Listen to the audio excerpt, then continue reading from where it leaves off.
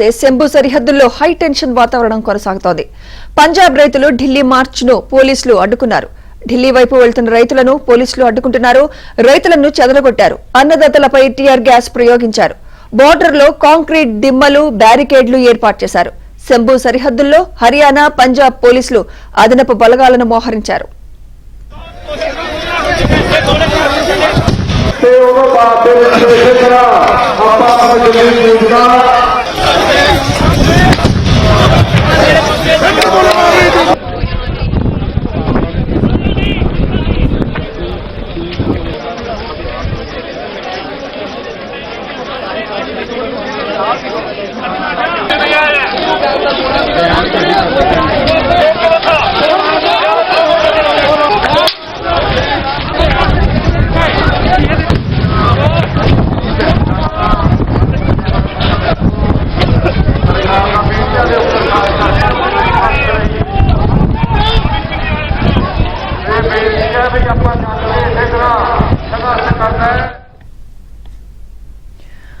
అయితే శంభు సరిహద్దుల్లో high tension వాతావరణం కొనసాగుతోంది. పంజాబ్ రైతులు ఢిల్లీ మార్చ్ ను పోలీసులు అడ్డుకుంటున్నారు. ఇదే అంశంపై మరింత సమాచారం మా ఢిల్లీ బ్యూరో చీఫ్ కృష్ణ అందిస్తారు. కృష్ణ,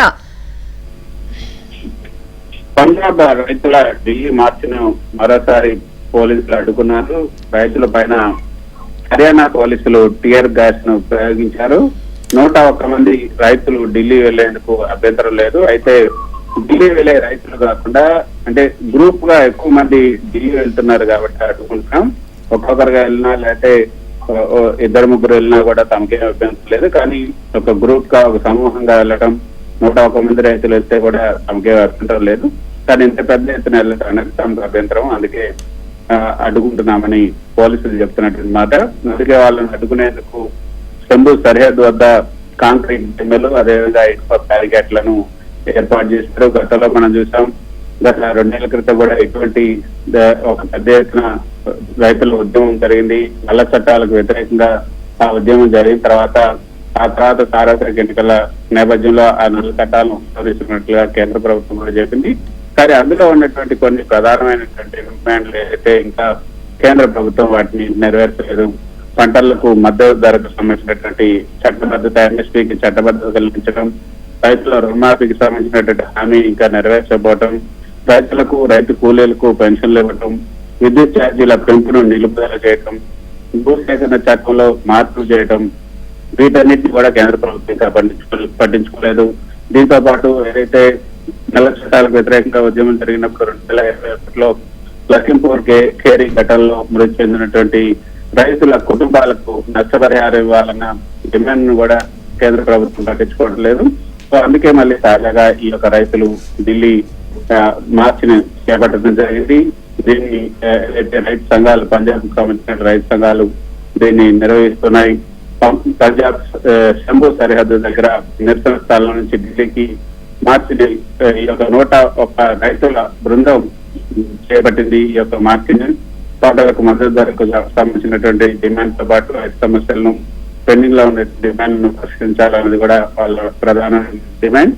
శంభు సరిహద్దు, అదేవిధంగా NH 45-44 దగ్గర పంజాబ్, హర్యానా పోలీసులు అదనపు బలగాలను మోహరించారు. అంబాలా జిల్లాల్లో కూడా PNS సెక్షన్ 163ను విధించారు.